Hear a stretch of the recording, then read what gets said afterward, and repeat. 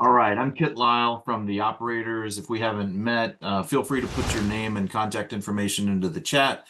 And if at any point during this discussion you'd like to send me an email or reach out to me on LinkedIn, obviously feel free to do so. So let's go ahead and get started. So if you joined, you probably are aware that we're going to be talking about the word alignment.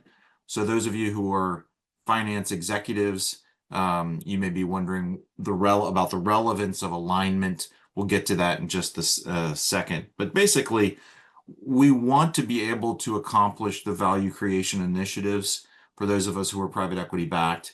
And it's a lot easier to do that if everybody's on the same page. In fact, some would argue that it's impossible to carry out things like operational efficiency, financial data reporting, analytics, go-to-market strategy, unless you are all perfectly aligned. So think of this as the first step and enabler of being able to execute on the investment thesis and value creation.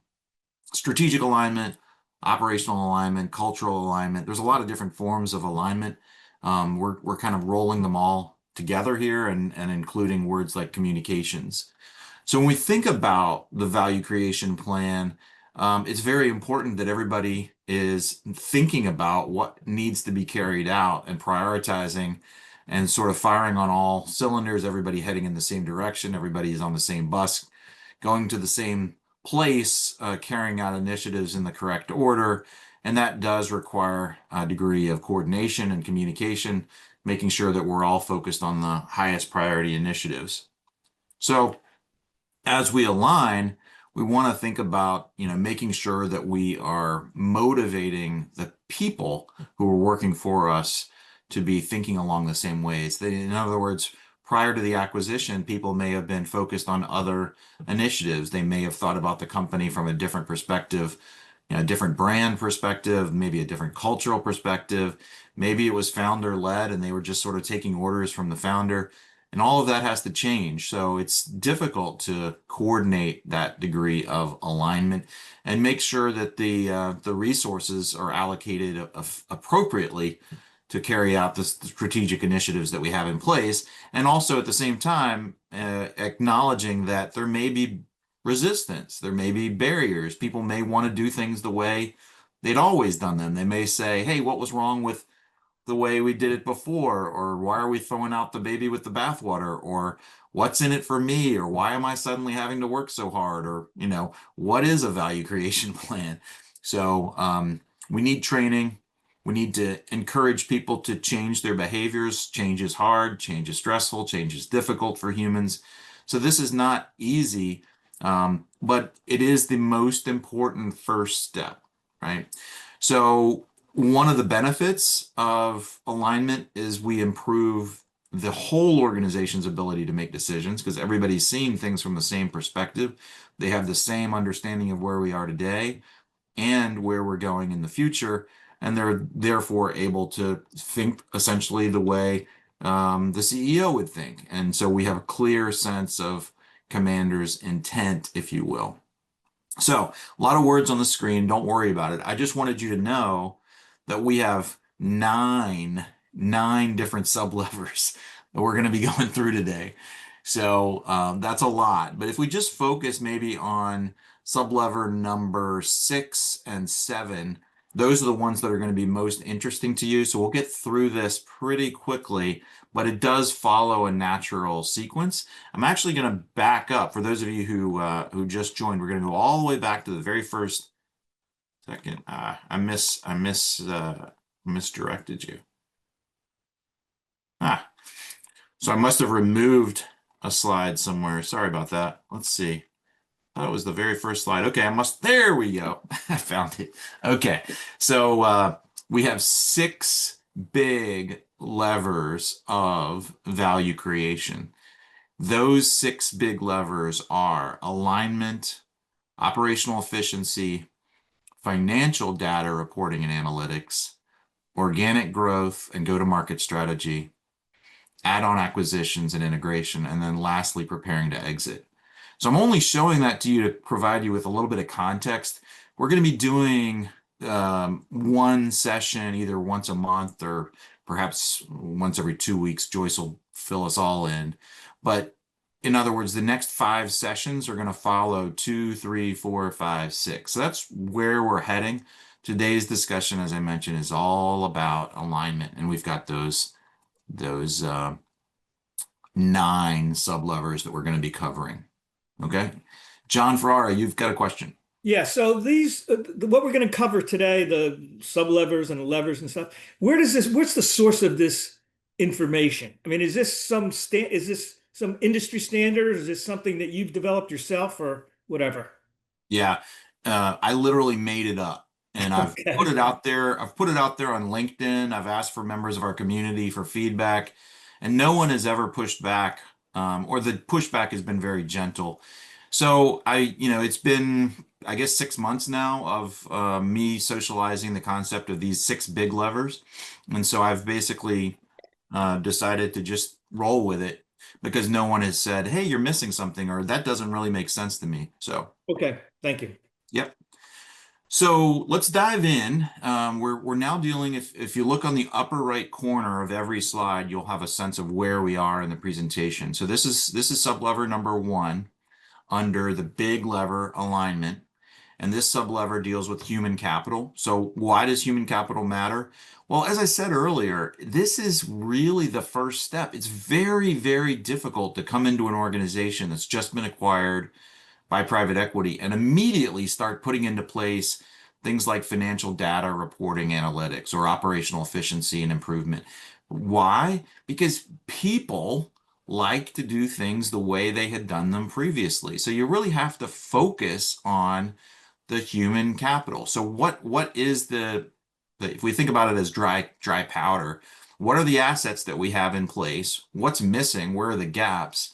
And how do we prevent people from leaving? In other words, how can we ensure everybody's on the same page, firing on all cylinders, aligned, etc.? So that's really what we're talking about here.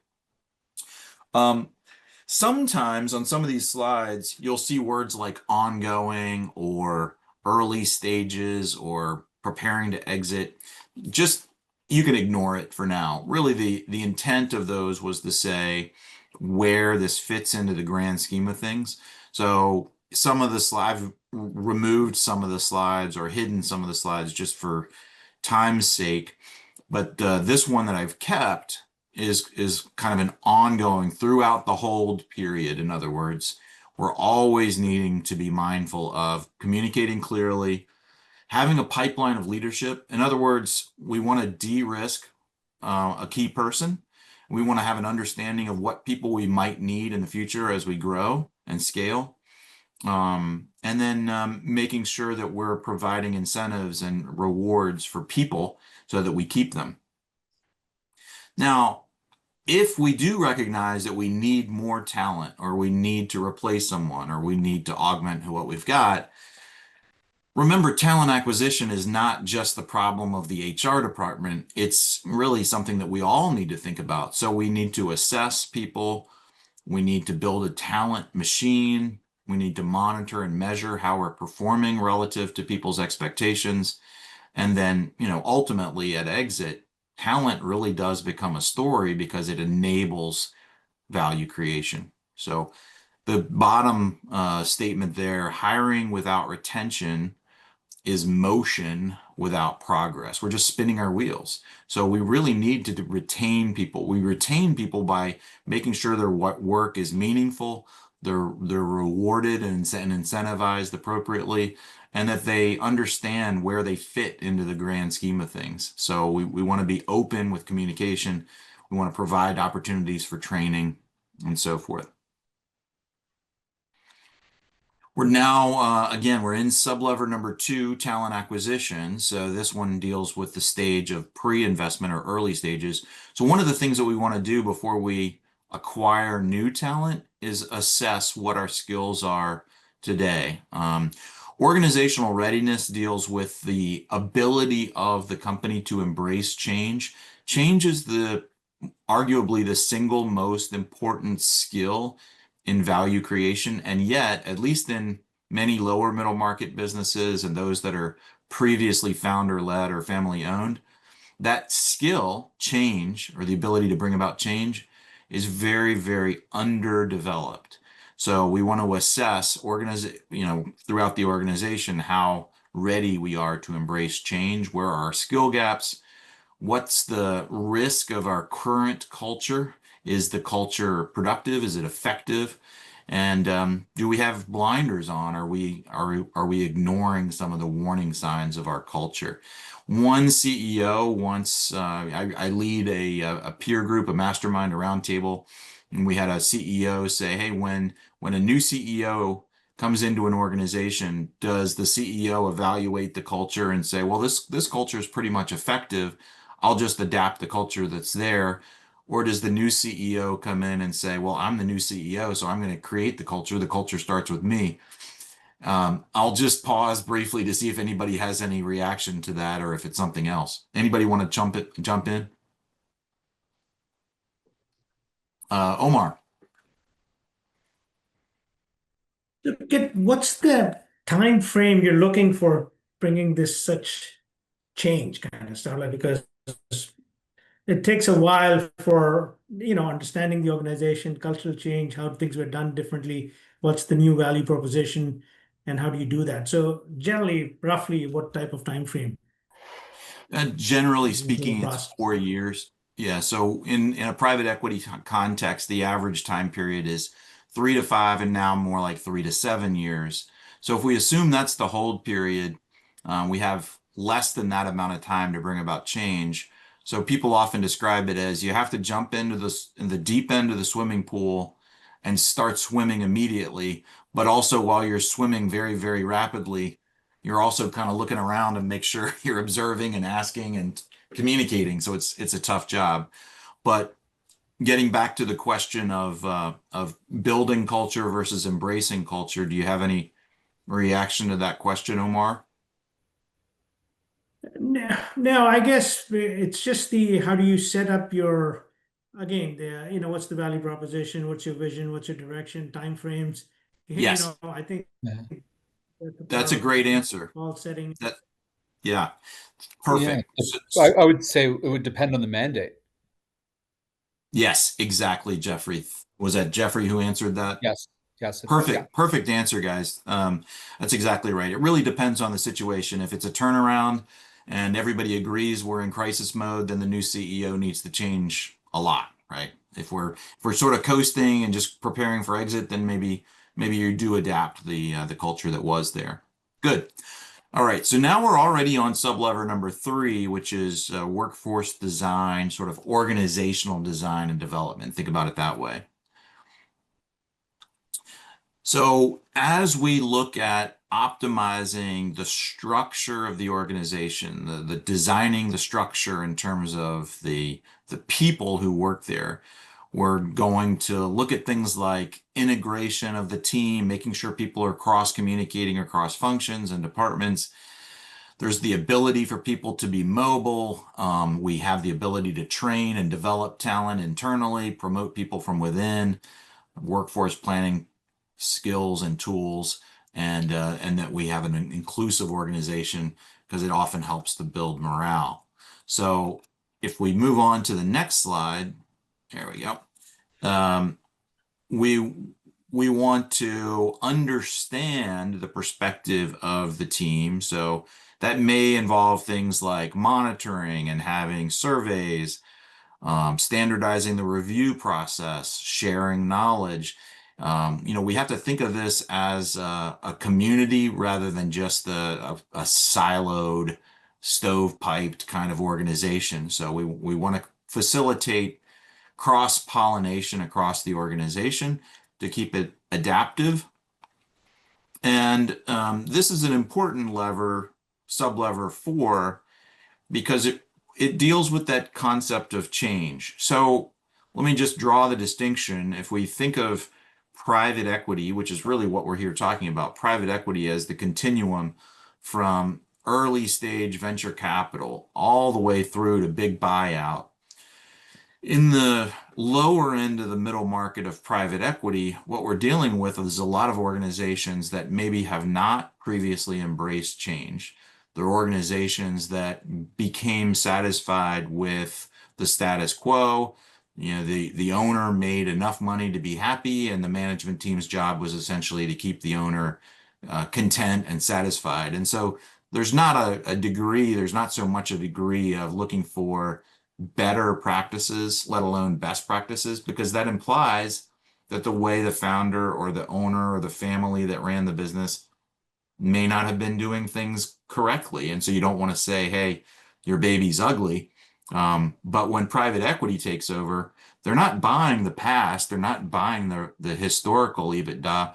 What they're buying is the hope that the management team that's in place has the ability to steer that company towards an upsized exit, essentially. So what we're all aiming for is a significant exit. Well, if you look at the text of any investment thesis or value creation plan, you're going to see words like improve, fix, replace, enter, exit, penetrate, upgrade, and so on and so forth. All words that connote change. So change management, as I mentioned earlier, change is hard for human beings.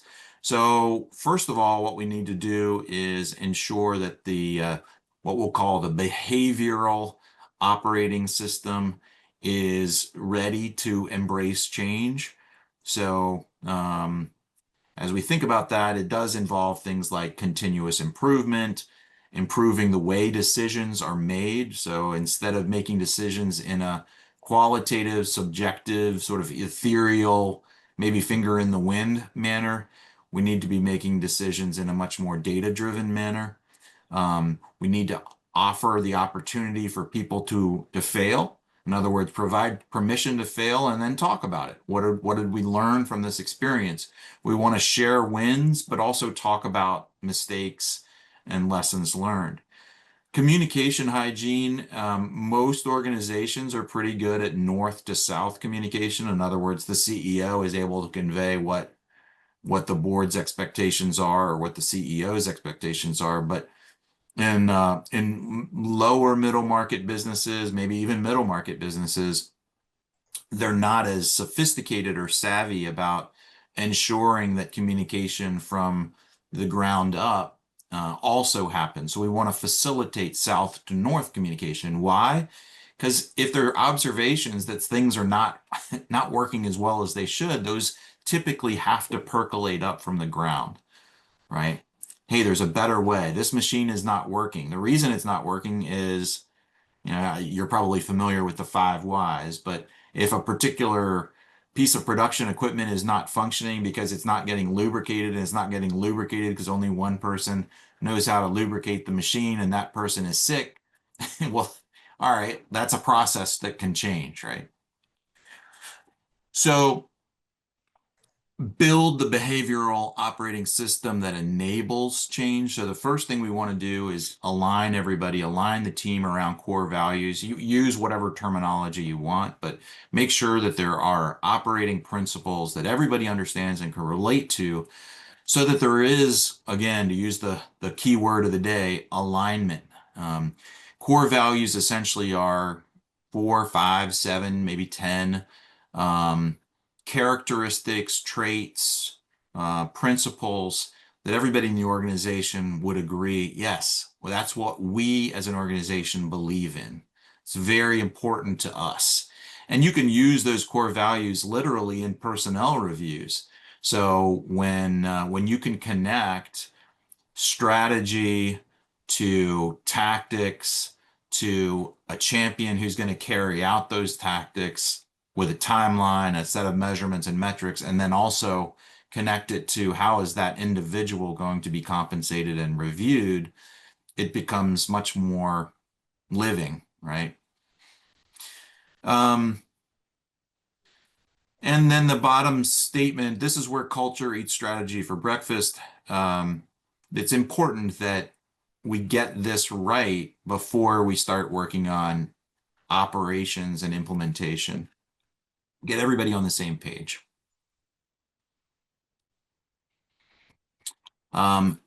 Feedback loops, key performance indicators that tie into this behavioral operating system, the ability to reinforce and measure and assess the organization and provide opportunities for communication. So new CEOs in organizations that they've not worked in before believe very strongly, typically in town hall meetings. You know, we'll have everybody together. We'll talk about things that are working well. We'll celebrate wins, but we'll also talk about some of the hiccups, hurdles, setbacks, things that are not working, and how we can improve them. And good CEOs will also encourage people to speak up, ask questions, and talk about things that are not working well.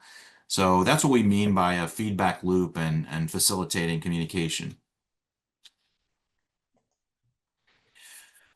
The fifth sublever, so I'm just doing a quick time check. Okay, good. We're doing perfectly well on time, is the journey from the investment thesis to a workable value creation plan. Now, getting back to John's question right off the bat, this is a concept that I have, again, literally made up.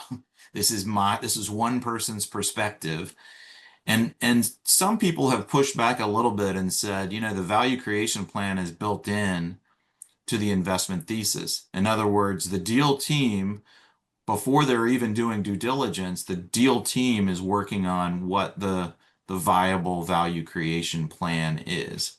So my pushback to that concept, to that notion, is to say, inevitably, due diligence does not reveal everything.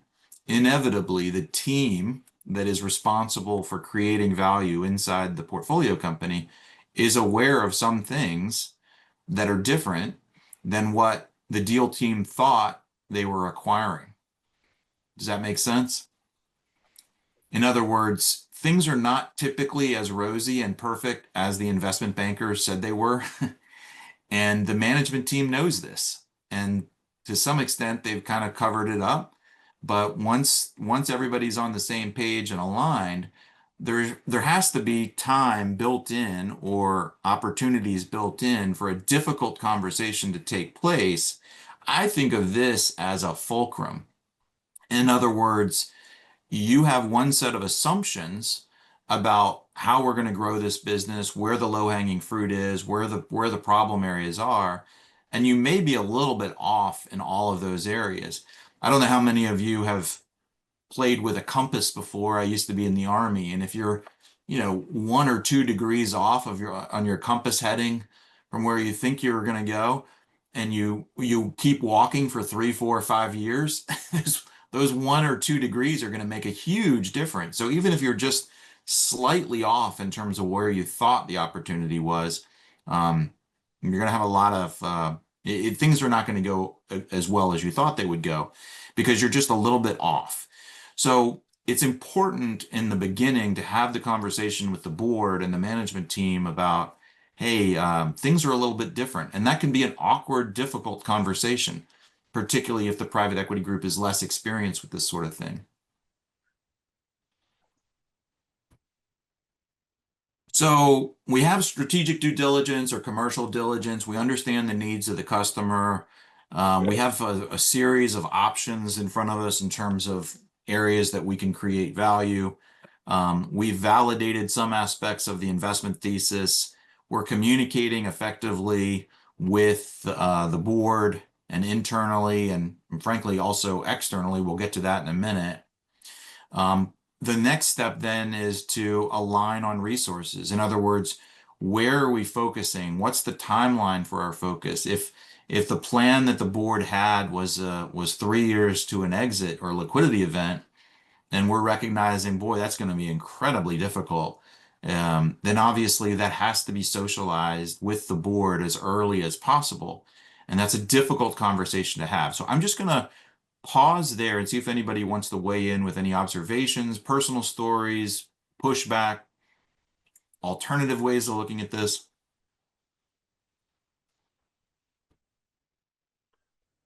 Linda. I have a question. So does this differ if you're going into a distressed acquisition versus a profitable acquisition? Do you know what I mean? Absolutely. I think there's a lot more not only open-mindedness about problems that may exist in the company, but also a recognition that, hey, we're feeling this out one day at a time, right? It's not as clear. It's a lot muddier of a story. And then the other way of looking at this is if the company had been family owned in 2007, the first round of the first private equity investor sold the business to the next private equity investor in 2011, and now we're like on the fourth private equity owner today, then what I'm talking about here is probably less likely to be relevant. So those of you who are working in companies that have EBITDA sort of north of 50 or $75 million, those companies have already been through so many cycles of being owned by private equity that most of that stuff has been cleaned up. And I don't want to simplify matters, but it's really a more of an issue of add-on acquisitions. So that lever of doing add-ons, bolt-on acquisitions is what becomes more relevant. So this is perhaps my perspective, my point of view, because it's my world is more middle market and lower middle market. But that's a good question, Linda. Anybody else? I have a follow-up question, if I may. Does it matter? So some PE firms are US based, some PE firms are Canadian based, some are European based. I'm finding that there's different philosophies around the world with where that PE firm is based. Can you just give some insight to that as well?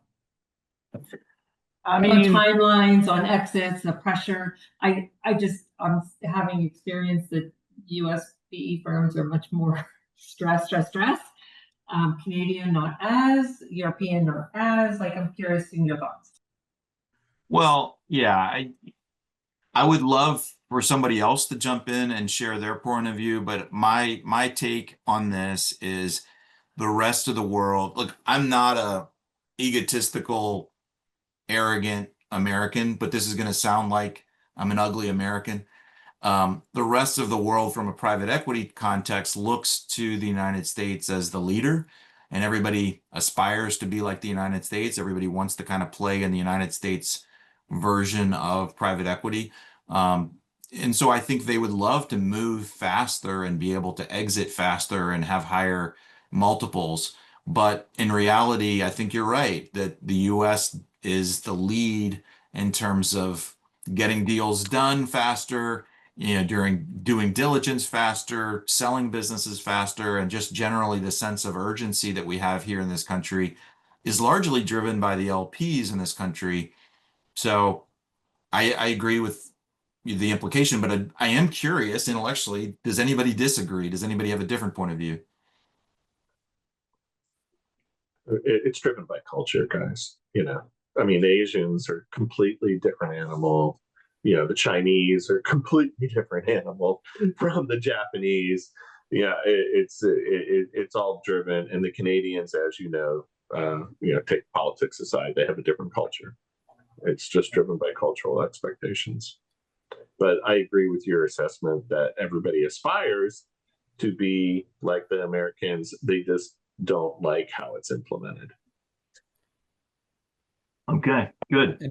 And even within the US, I think there's differences of culture within different PE firms. I think, do you guys feel that as well? Absolutely. yeah. Absolutely. Yeah. Two California firms can operate completely different, even though they're located down the street from each other. John, you've got your hand up. Yeah, Kate, you asked for feedback on your analysis and perspective, and I think it's right on. I think you nailed it. I've worked for several PE portfolio companies, and of course, the sponsors, and this is the reality of the way they approach it, and the making of the sausage once you get there and try to turn the company around or change things to meet the thesis. So no, so I think you're right on with your summary of what it's all about. All right. Well, thank you, John. Appreciate that. So we've got a few more sub levers to cover. So we're still on this journey from investment thesis to a workable value creation plan, because we're still assuming that there are some discoveries that were made either during diligence or immediately after diligence in the early days that the board is not completely aware of. So we need to go on a listening tour, maybe slightly reinvent what the value creation plan is, although the board's not going to be happy about that. We are sort of architecting the plan while we're running, or maybe another way to think about it is we're building the bus, while it's rolling down the road. And so when we launch, we have to think about what are some of the narratives that we feel most confident about and comfortable with, and what are some of the storylines that we might say, well, I'm not sure things are exactly the way it's been laid out. So there has to be a little bit of scenario pivoting and maybe trying to influence the board without ego, as it says down in the bottom right corner. I think the most important thing to recognize in terms of board relationships is boards don't like surprises, number one. And Linda, I'd love to hear your reaction to what I'm about to say. Boards don't like surprises, but what they do like is the ability to collaborate on decisions. So, they're not going to appreciate it if you just suddenly say, well, you were wrong. I have more data. Here's the data that I have at my fingertips. We have to change the value creation plan. That doesn't typically go as well as if you say, hey, I'm struggling to make a decision. I'm struggling with prioritization. And the reason I'm struggling is this, and I'd love to collaborate with you, my board, on, where we really should be focusing given that blank, blank, blank. Linda, any observations on that? Oh, totally aligned, right? So don't just come in here and say, oh, hell's breaking loose. Like, give a storyline, right? This is what the storyline is. These are the choices I'm looking for your keen advice on, and let the communication begin. Absolutely. Yeah, because it really needs to be essentially you're not simply seeking approval for a budget or agreement with a decision that you've made, but rather it's an ongoing dialogue, a relationship, a debate, a series of collaborative conversations that you have. So it really needs to be much more of a consultative relationship that you have with your board. All right, good. So now we are communicating and implementing the refined investment thesis back to the management team, and maybe deeper down into the layers of hierarchy within the portfolio company. So we're on sublever 6, communicating and implementing. So it's not a static thesis that says that erodes trust and momentum. It's a lack of communication. So having flexibility, ensuring that there is alignment in terms of a clear understanding of where we are today, how things have changed, why things have changed. Down below that box says many firms treat the investment thesis as a check the box document, but in reality, it's really a tool. I don't necessarily think of it as a compass per se, but it helps you to collaborate on where we are and where we're going. So when there is a change or a shift or a slight pivot, it's important to communicate with the entire team why that pivot took place, what the new information is, how it impacts them, how it impacts where we're going, the timeline, etc. So we're going to refine that value creation plan, socialize it with management, clarify what's known, what's maybe less well known, what still needs to be validated, and then how that impacts exit scenarios, particularly in terms of timing, but also in terms of like where's the focus, where's the priority. So we want everybody to be able to say, to think, as I said earlier, like the commander, like the CEO would think. Okay. So as we make the revised thesis actionable and share it, it needs to tie into our KPIs. We want to make sure that everybody is able to share the narrative, meaning we want every senior member of the management team to be able to tell the story of where we're going and why and what the timeline is. pretty much the same way so that we're all consistent. So I like what it says down at the bottom. Leadership alignment is not a one-time static event. It's recasting, it's collaborating, it's building trust through communication. So this is a theme we're going to be talking about for the remaining slides, is that trust is really the result of communication. Communication is kind of the currency that enables trust and alignment. So the thesis or the value creation plan is a strategic operating tool. It's a living document. It does change. It does adjust on the fly. We will be demonstrating how we're progressing against the plan, and there has to be a degree of flexibility. So, if we think about it as a dashboard and a cockpit, it's important to monitor not only how fast we're going, but what our altimeter says and what the wind speed is and how much fuel we've got, and be able to make decisions along the way that may be different than what we expected in the beginning. So the management team needs to be able to tell the story. They want to socialize wins, transfer knowledge throughout the organization, and make sure that we're aware when there is potential upside, that we can take advantage of newly discovered or developed understanding of opportunities. And so this says stage 3 because this is talking about preparing for exit.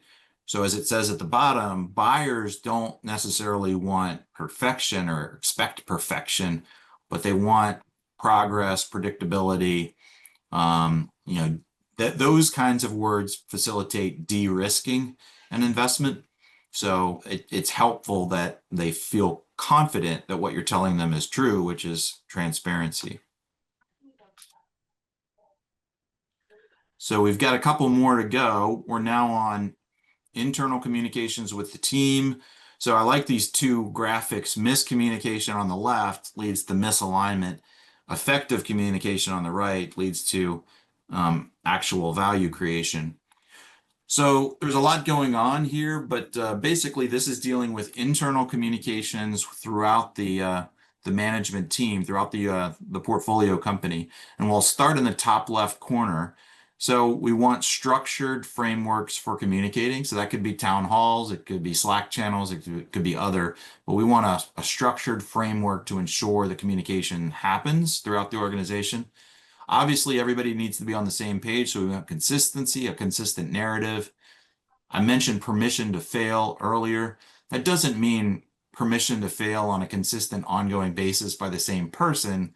It means organizationally, we accept the fact that things are not always going to go perfectly, but we want to learn from those mistakes. What are the lessons learned? And then in the bottom left corner, we also want to, if we're going to talk about mistakes and lessons learned, we certainly want to celebrate wins. Ensure communication is auditory and visual, and then communicate core values to make sure that everybody understands them, understands what we stand for as an organization. That's what that is all about. So communications internally with the employees should be transparent. Just like you pre-meet or pre-socialize or pre-conduct a board meeting with board members, you also want to pre-meet with members of the staff and the organization. So you don't just communicate one time and be done with it. Some people listen well. Other people absorb information by reading. We all know this. So sometimes you have to facilitate multiple opportunities for people to absorb the information that you're sharing. It's also not just a one-way street. I happen to be a big fan of servant leadership, which basically means, if you see the graphic in the top right in blue, servant leadership, it's a leadership style and philosophy that prioritizes the growth and well-being of others. So as a leader, you're really just enabling those people who work for you and around you to grow and develop. And so how do you do that? Clarify how you can support your team. And lastly, be a communicator first that's the first step of being an operator. Think of it as the operating role is second.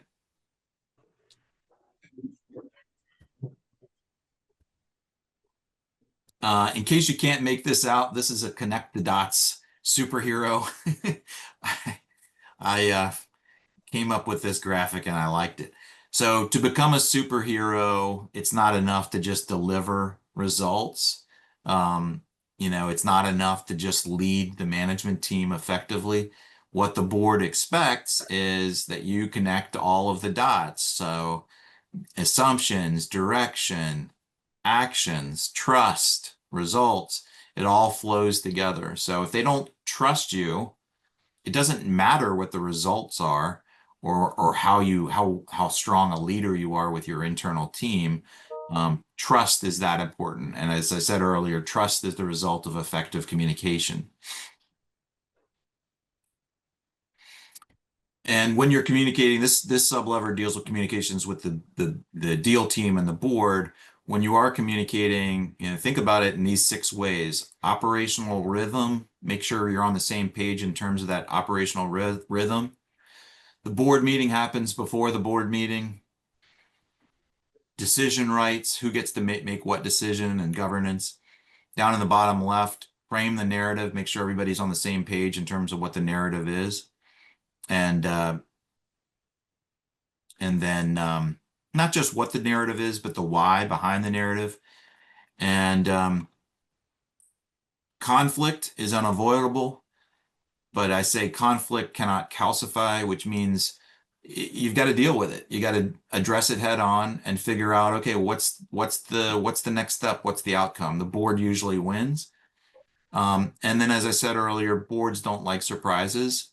They don't expect perfection, but they want to get inside your head, contextualize what you're saying and what you're thinking, what your problems are, and support you by collaborating with you. So don't think of your board as yes, no, approve, disapprove, but rather as collaborators, consultants.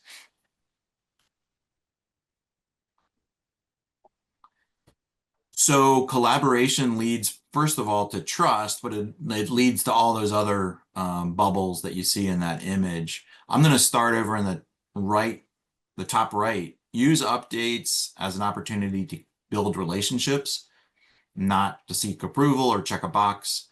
Pre-meet, pre-communicate. Communication is the currency of trust.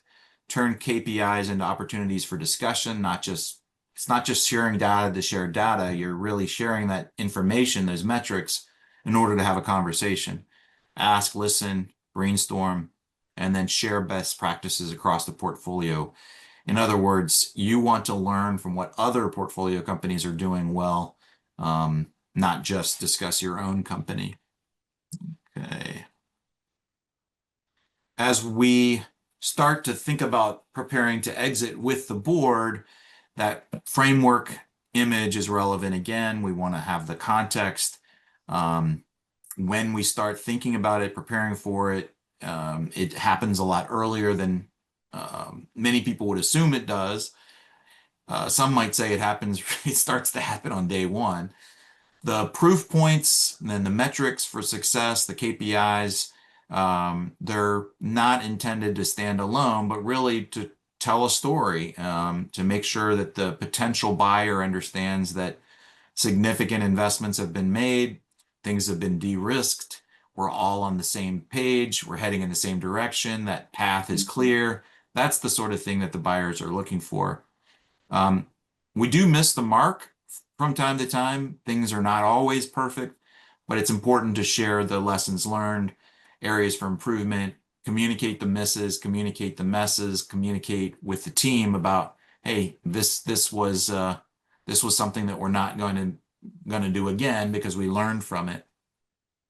And then the bottom left is consistency again. We want to be sure that whoever is preparing to meet with the investment bankers and potential buyers are informed enough to be able to say pretty much the same thing about what the storyline or narrative is. All right, last sublever, we're almost finished. Communications with external stakeholders. So it's important as we think about this first big lever, alignment, that we think about communications. That's a very important piece of it. And if we're going to talk about communications, we have to talk about communications internally with the board, and then of course externally. So let's get into that. External communication, not just about public relations. It's easy to focus on what's happening inside the business and then forget about everything on the outside. But sustainable value really does come from the relationships, the reputation, the resilience, your brand, what customers say about you when you're not in the room, suppliers, even your community. If the community that the company happens to live in is unhappy with your company, they can make things very difficult. So during the hold, we'll start again in the top right corner. Communicate, transform, improve. Make sure that you're conveying all of the effort, the transformation, the improvement to the bottom line, the number of new employees that you've hired, the number of visitors that you have coming into the community. Those are the kinds of things that those external stakeholders might care about. It can be important to have some playbooks about messaging. Get ahead of the rumor mill. So when change happens, of course, as we said earlier, it's going to happen under private equity owners. There will be change. Get ahead of it. Private equity has a bad rap. We all know that. There are a lot of people who assume things are going to be ugly. There's a lot of people who assume people will be fired, the company will be cleaved off into pieces. Let's get ahead of the rumor mill and talk about what our plans are publicly. Build bridges with the community. Invest in thought leadership. That says Owen, sorry, it should say own the narrative. And then have a media presence that may be relevant for some businesses, it may be less relevant for others, but build trust by being proactive member of your community, maybe support the community, maybe be a sponsor of events in the community, etc. Create some goodwill in the community. And then as we think about preparing for exit, we want to have evidence of the good that we've done, the impact that we've had on the community, on customers, on suppliers. We want to engage with those customers, make sure that there is a plan for continuity and reassurance. The brand is important because essentially it's what people are saying about the company and about you when you're not in the room. So you have to influence your brand. You don't just create a brand, you have to influence it by prompting people to think the way you want them to think about you and about your company. Again, it's important to be consistent. And then lastly, to have the context frame the benefits of the acquisition. Because if we think about customers, suppliers, people in the community, employees, when they hear about the potential of a sale, a liquidity event, an exit, they're going to assume the worst. And so what we have to do is get ahead of that and communicate, what's happening, what the implications are. And that can be tricky because you can't share everything all at once. So this is our last slide. It's kind of a busy slide. I apologize for that, but the important piece is up in the top right. Private equity is a relationship business that's disguised as capital allocation. Disciplined, thoughtful communication is the currency that sustains trust and respect. So I just wanted to ensure that you were aware that, the importance of alignment. We've said it many times now, but it's the first of those 6 levers intentionally, because it's very difficult to pull on the other levers until the team is all aligned strategically, organizationally, from a mindset, from a culture. And there are those drivers of alignment. And then, lastly, if we enhance the performance, it's hard to do that without ensuring that, everybody's on the same page. So effective alignment strategies lead to enhanced organizational performance and sustainable success.